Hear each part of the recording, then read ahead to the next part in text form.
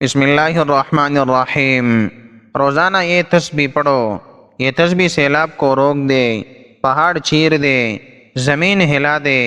تمام گناہ بخشوانے والی تسبیح جو نبیوں کو ملی، جو اللہ سے تمام گناہ بخشوا دے اور قضا نمازیں ساری معاف کروا دے، وہ تسبیح یہ ہے۔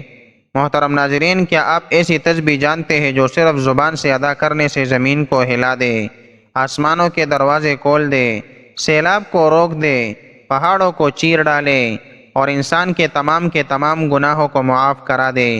کیا واقعی کوئی ایسی تسبیح موجود ہے جس کے پڑھنے سے ماضی کی کوتاہیاں، بولے بسرے قضا نمازیں اور برسوں کی غفلت محض چند لمحوں کی ندامت اور ذکر سے مٹ جائے؟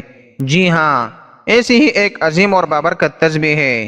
اس تسبیح کے الفاظ مختصر ہیں، لیکن ان میں ایسا نور، ایسی طاقت اور ایسی روحانی تاثیر ہے کہ عقل دنگ رہ جاتی ہے۔ یہ تسبیح صرف ایک ذکر نہیں، بلکہ یہ ایک مکمل ایمان، عقیدہ اور توحید کا نچوڑ ہے۔ یہ وہ کلمات ہیں جو آسمانوں سے پہلے بھی تھے اور زمین ختم ہو جانے کے بعد بھی باقی رہیں گے۔ یاد رکھے، دنیا میں جو کچھ بھی ہوتا ہے وہ اللہ کے حکم سے ہوتا ہے۔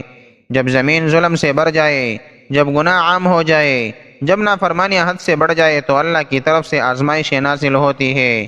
کبھی زلزلے، کبھی سیلاب، کبھی آندھیاں، لیکن اللہ کے رسول صلی اللہ علیہ وسلم نے ہمیں بتایا کہ ذکر الہی ایسی ڈال ہے جو عذاب کو روک دیتی ہے۔ حضرت ابو ہریرہ رضی اللہ عنہ سے روایت ہے کہ رسول اللہ صلی اللہ علیہ وسلم نے فرمایا، اللہ تعالیٰ فرماتا ہے، میں اپنے بندے کے گمان کے مطابق ہوں، اور جب وہ مجھے یاد کرتا ہے میں اس کے ساتھ ہوتا ہوں۔ جب پوری قوم اجتماعی طور پر اللہ کو یاد کرے تو آسمانی آفات رک جاتی ہے، زمین کی ترتراہٹ تھم جاتی ہے، بادلوں سے رحمت برستی ہے اور اللہ کی ناراضگی رحمت میں بدل جاتی ہے۔ محترم ناظرین، حضرت علی کرم اللہ وجہ الکریم روایت کرتے ہیں کہ رسول اللہ صلی اللہ علیہ وسلم نے فرمایا، اے علی سنو، یہ تسبیح امت کے تمام لوگوں کے گناہوں پر باری ہے۔ یہ وہ کلمات ہے کہ اگر کوئی انسان زندگی بھر گناہوں میں ڈوبا ہو، بدکاری، نافرمانی، ظلم اور تاریکی میں لپٹا ہو، اور ایک مرتبہ اس تسبیح کو سچے دل سے پڑھ لے تو اللہ تعالیٰ اس کے سارے گناہ معاف فرما دیتا ہے۔ اے علی سنو، یہ تسبیح پڑھنے والے پر موت کی سختی آسان کر دی جاتی ہے۔ اس کی روح کو حضرت اسرائیل علیہ السلام ایسے نرمی سے قبض کرتے ہیں جیسے ماں سوتے ہوئے بچے کو آغوش میں لے لیتی ہے۔ فرشتے اس کے لیے دعا کرتے ہیں اور اس کے لیے جنت کے دروازے کھول دیے جاتے ہیں۔ اے علی سنو، جب وہ قبر میں اتارا جاتا ہے تو قبر کشادہ اور نور سے بھر جاتی ہے۔ فرشتے اس سے قبر کے ڈر اور خوف دور کرتے ہیں، اور یہ تسبیح قبر کی اندھیری تنہائی میں ایسا نور بن کر اس کے ساتھ رہتا ہے جیسے چاندنی رات میں آسمان پر چاند چمکتا ہے۔ اے علی سنو، قیامت کے دن جب ساری مخلوق بے چین و بے قرار ہوگی، ہر چہرہ خوف اور سیاہی سے ڈھکا ہوگا، تو یہ جب اٹھے گا تو اس کا چہرہ اتنا منور ہوگا کہ لوگ کہیں گے شاید یہ کوئی نبی ہے یا کوئی مقرب فرشتہ۔ اللہ اس کے چہرے کو نور سے بھر دے گا۔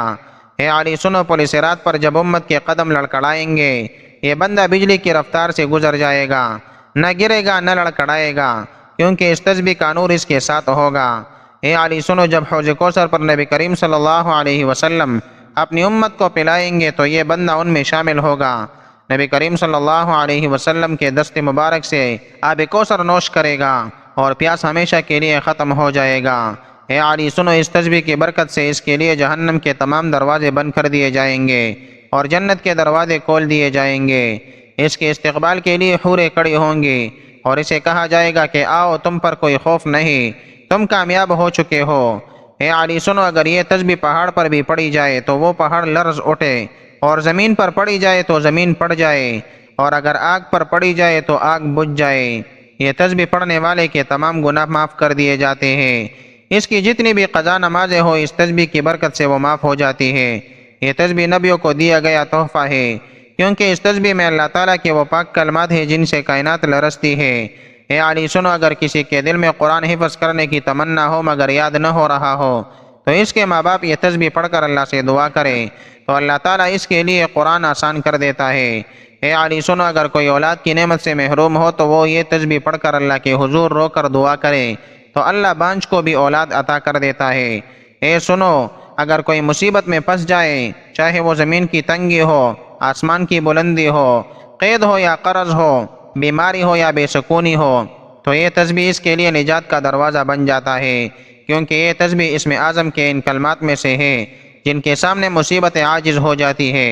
اے علی سنو، اگر کوئی اندھیرے میں گم ہو راستہ بھٹک جائے تو یہ تسبیح اس کے دل کا چراغ بن جاتا ہے۔ اگر کوئی دشمنوں کے درمیان ہو تو اللہ اس کے لیے اس تسبیح کی برکت سے حفاظت کے لیے مقرر کر دیتا ہے۔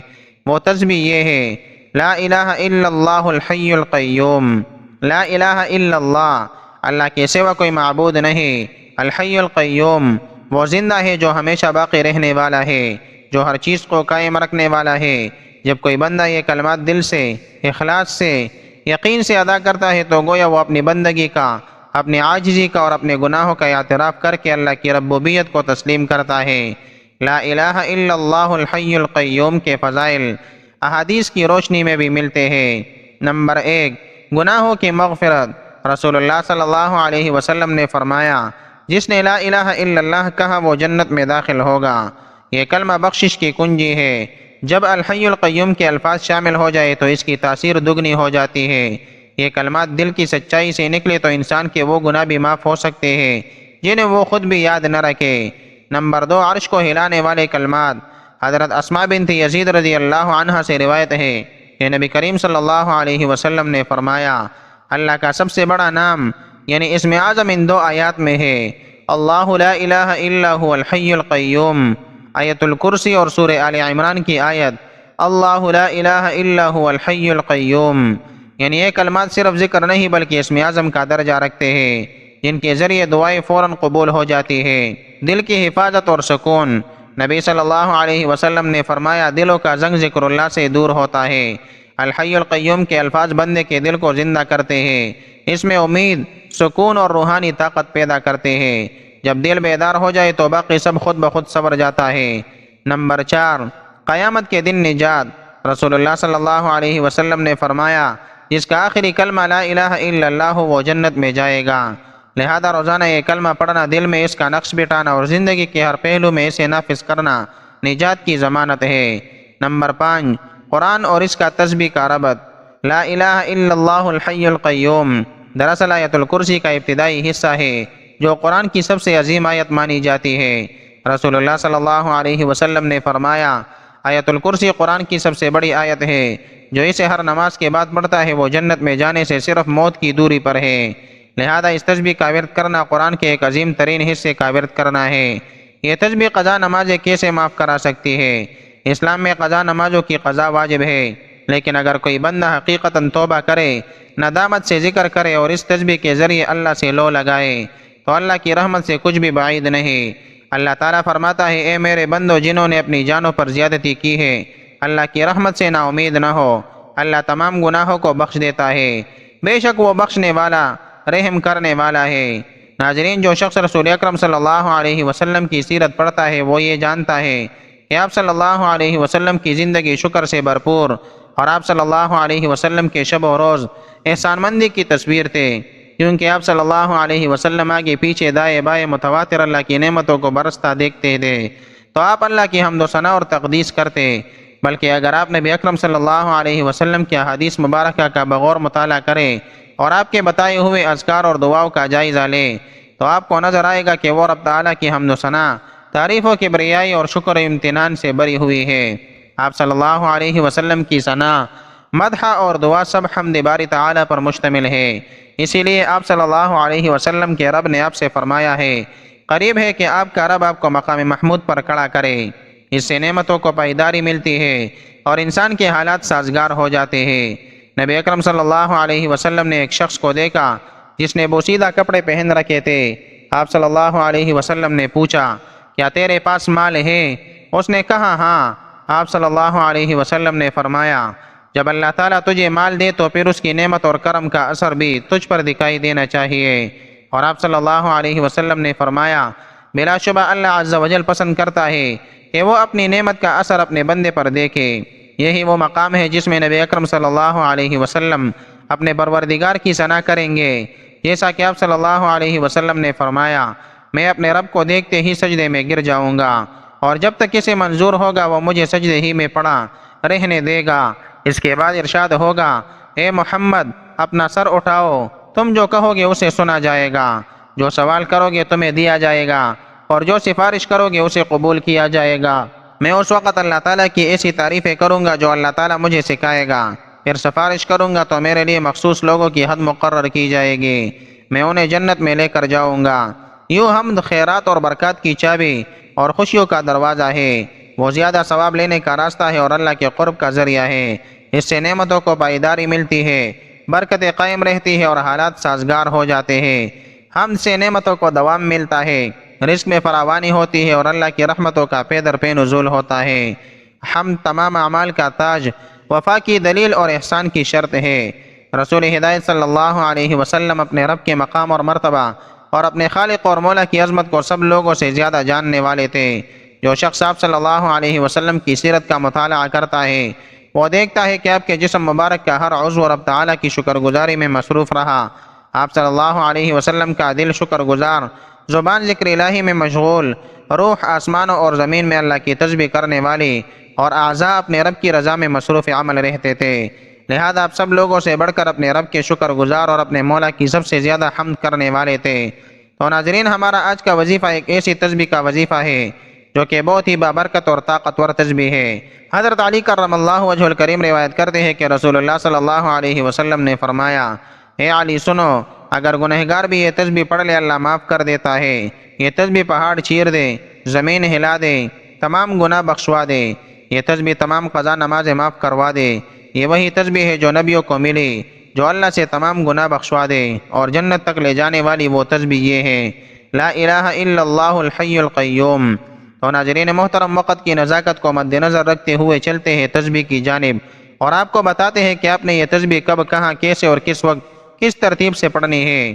تو ناظرین، اس تسبیح کو پڑھنے کے لیے کوئی بھی وقت خاص نہیں ہے، آپ کو جب جہاں جیسے وقت مل جائے آپ اس تسبیح کا عمل کر سکتے ہیں۔ آپ کسی نماز کے بعد پڑھنا چاہے تو بھی پڑھ سکتے ہیں، اگر آپ نماز کے بعد نہیں پڑھ سکتے تو آپ چلتے پھرتے بھی اس عمل کو کر سکتے ہیں۔ اس کو پڑھنے کے لیے آپ نے جائز خواہشات کو ذہن میں رکھتے ہوئے سب سے پہلے حضور پاک صلی اللہ علیہ وسلم کی ذات اقدس پر درود پاک کا نذرانہ پیش کرنا ہے۔ ثواب کے طور پر ایک مرتبہ میرے ساتھ بھی درود پاک پڑھ لیں۔ اللہم صلی علی محمد وعلی آل محمد کما صلیت علی ابراہیم وعلی آل ابراہیم انک حمید مجید۔ اللہم بارک علی محمد وعلی آل محمد کما بارکت علی ابراہیم وعلی آل ابراہیم انک حمید مجید۔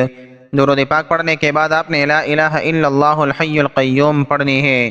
یہ تسبیح آپ ہاتھوں کی انگلیوں پر بھی گن کر پڑھ سکتے ہیں، اور اگر آپ کے پاس تسبیح موجود ہے تو اس پر بھی آپ پڑھ سکتے ہیں۔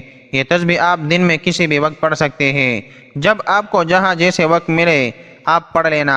وقت کی کوئی قید نہیں، اور نہ ہی دن کی اور نہ ہی جگہ کی کوئی پابندی ہے۔ یہ وہ تسبیح ہے جس کے بارے میں حضور پاک صلی اللہ علیہ وسلم کا فرمان ہے کہ اگر کوئی گنہگار بھی یہ تسبیح پڑھ لے تو اللہ تعالیٰ اس کے گناہ معاف فرما دیتے ہیں۔ یہ وہ تسبیح ہے جو پہاڑ کو بھی چیر دے، زمین ہلا دے، تمام گناہ بخشوانے والی ہے۔ یہ تسبیح پڑھنے والا جنت میں جائے گا، اور یہ وہ تسبیح ہے جو نبیوں کو ملی۔ اس تسبیح کی بہت زیادہ فضیلت ہے، اس لیے آپ نے ایک تسبیح یہ پڑھنی ہے، اور اس کے بعد آپ نے ایک تسبیح تیسرا کلمہ سبحان اللہ والحمد للہ ولا الہ الا اللہ واللہ اکبر ولا حول ولا قوة الا باللہ العلی العظیم کی پڑھنی ہے، اور آخر میں پھر آپ نے درود پاک پڑھنا ہے۔ درود پاک پڑھنے کے بعد آپ نے ہاتھ اٹھا کر اللہ تعالیٰ کی بارگاہ میں اپنے گناہوں کے لیے بخشش مانگنی ہے۔ اس تسبیح کی برکت سے آپ کے تمام گناہ معاف ہو جائیں گے انشاءاللہ۔ لا الہ الا اللہ الحی القیوم ایک ایسی تسبیح ہے جو ایمان کو تازہ کر دیتی ہے، دل کو زندہ کر دیتی ہے، گناہوں کو معاف کروا دیتی ہے، آزمائشوں کو دور کر دیتی ہے، اور بندے کو اللہ کے قریب کر دیتی ہے۔ یہ کوئی معمولی الفاظ نہیں بلکہ یہ دنیا اور آخرت کے کامیاب انسان کا راز ہے۔ اس لیے آج سے، ابھی سے، اسی لمحے سے اس عظیم تسبیح کو اپنی زبان کا، دل کا اور زندگی کا حصہ بنا لیجئے۔ اگر آپ چاہتے ہیں کہ آپ کی زندگی بدل جائے، دل سکون پا جائے، رزق میں کشادگی ہو، آزمائشیں دور ہو، تو لا الہ الا اللہ الحی القیوم کو اپنی روح کا حصہ بنا لے۔ آخر میں میری اللہ تعالیٰ سے دعا ہے کہ اللہ تعالیٰ میرا سنانا اور آپ کا سننا اپنی پاک بارگاہ الہی میں قبول و منظور فرمائے، جو مانگا مقدر فرمائے، جو نہیں مانگ سکے بن مانگے عطا فرمائے۔